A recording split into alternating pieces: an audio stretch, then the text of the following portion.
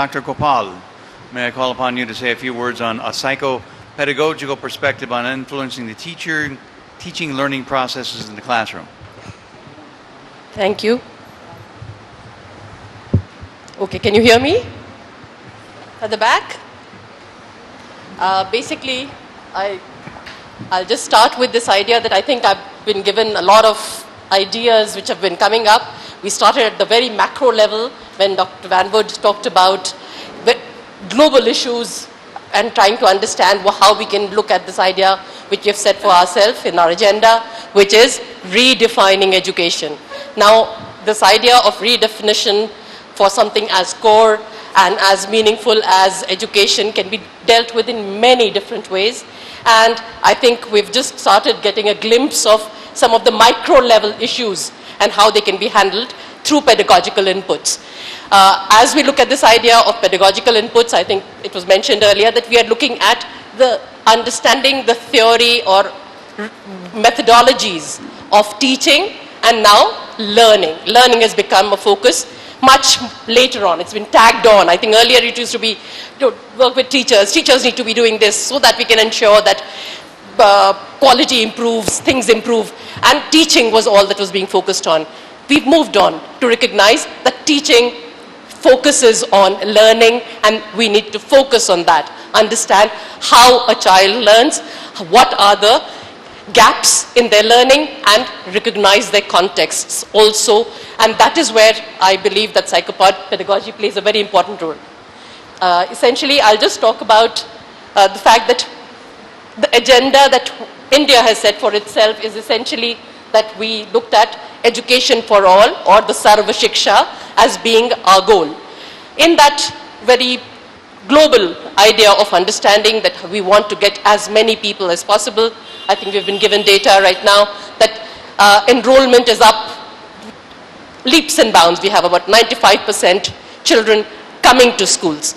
But unfortunately, we are still struggling with those large numbers. And to deal with those numbers, we are essentially using resources in ways which seem to be meaningful, and the quantum, the quantity, that numbers game seems to be paramount, and we've just focused on that to help us bridge those obvious gaps. The number of schools that we have, the kind of infrastructure that is needed within these schools, whether it is drinking water facilities, blackboards in the classrooms, other such infrastructure, and of course the part which somehow had not been thought about earlier, teachers, and the ratio of students and teachers also becomes an important part of this quantity issue that we are dealing with.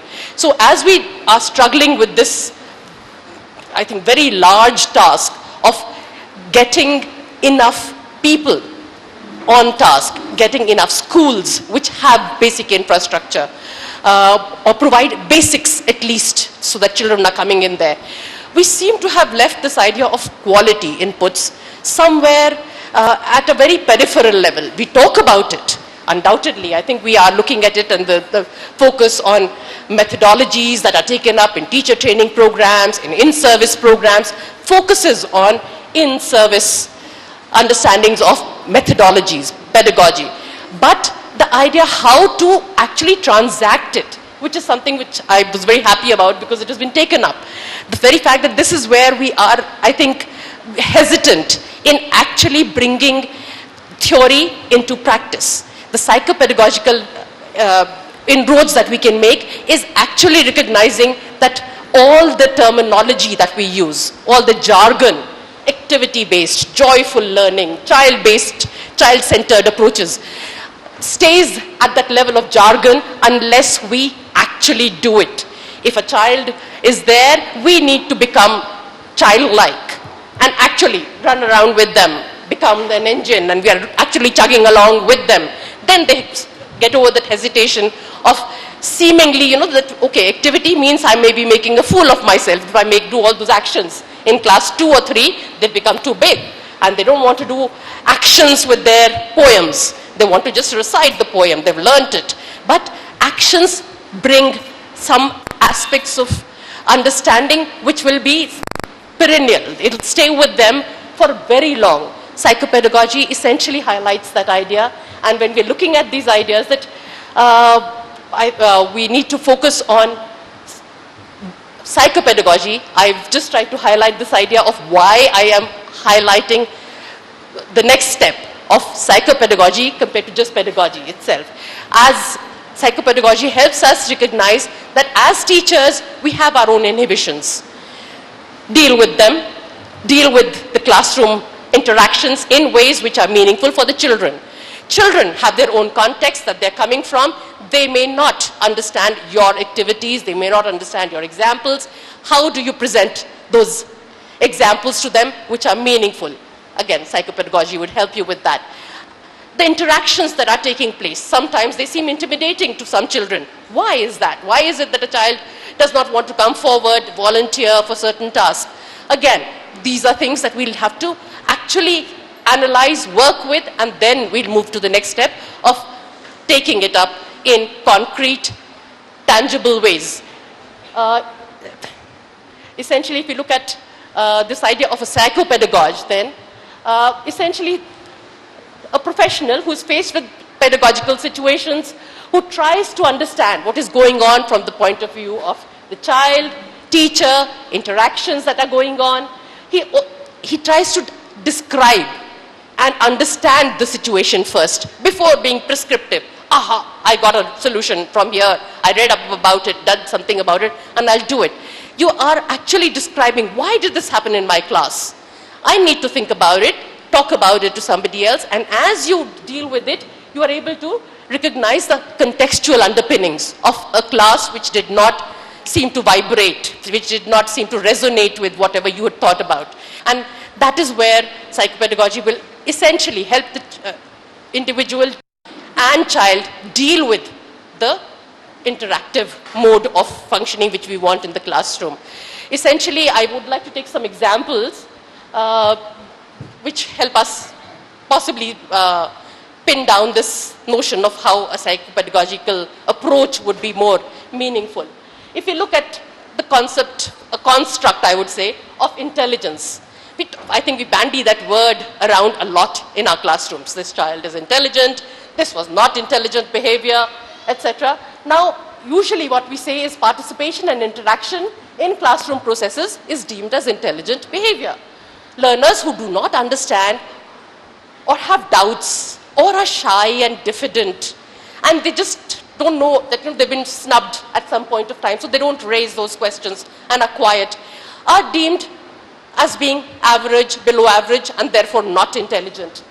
Now, the very fact that we have understandings which have emerged over time, such as Howard Gardner's multiple intelligences theory, which talks about that there are people who do not have linguistic intelligence or logico-mathematical intelligence. So the classroom, which tends to focus on these aspects of intelligence, a child may not shine there.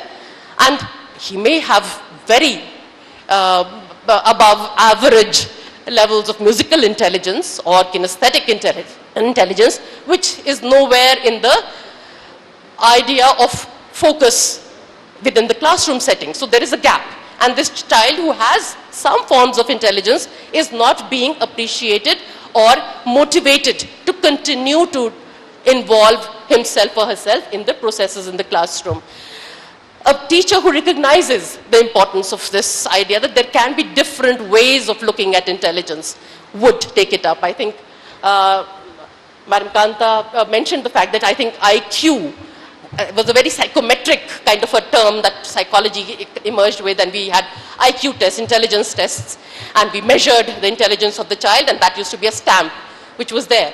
But the very fact that innovative quotient, as she mentioned, would be one way of looking at it, and the idea would be that for a teacher to analyze, critically think about what is happening in his or her classroom, and then project about what should be the next steps to involve this child who seems to not be participating in the various activities. The other part that also looks at this idea of intelligence, I think some of you may have heard about Robert Sternberg. He's talked about a triarchic theory. And there is a very clear understanding that schools are not looking at the part where we are creating those links between context and the bookish knowledge that we are providing. So a child may have a lot of book smarts, but not street smarts. So that idea that when you're faced with a situation, a problem, how do you deal with it?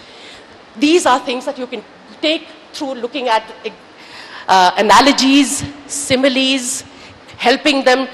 I think in the language classroom, one can take up the idea of creating metaphors which are meaningful. And as the child feels enthused with the idea of creating their own new links, they get involved with this idea of using their experiences, which seem to be meaningless in the classroom. They become more meaningful, more relevant, and therefore exciting. Now, the very fact that there are another idea that can understand is another individual difference. Intelligence is an individual difference. Interest also. Children have different areas of interest. If we are very limited in the way in which you present examples and expect children to make those connections that I'm asking for, very often we'll again not have children on board, and they feel less and less involved in the classroom processes. Interests that seem to innovate children can be kept in mind. We have ways of finding out what are the interests of children. If we are teaching in a rural area, we have to recognize that the kind of games that children enjoy will be very different from some of the very structured games that children have played, the kind of poems that they've learnt, the kind of music that they've heard. All those have to be factored in by way of good examples, good ways of linking their children's experiences in the classroom, and that would be something which would provide. I've just also sort of tagged this idea that children with special needs in particular can be also helped through the psychopedagogical approach, because you are looking at where the child is coming from, what are the difficulties. They have special needs, and not just technically are we going to be taking care of it, we can humanistically take it up in many meaningful ways.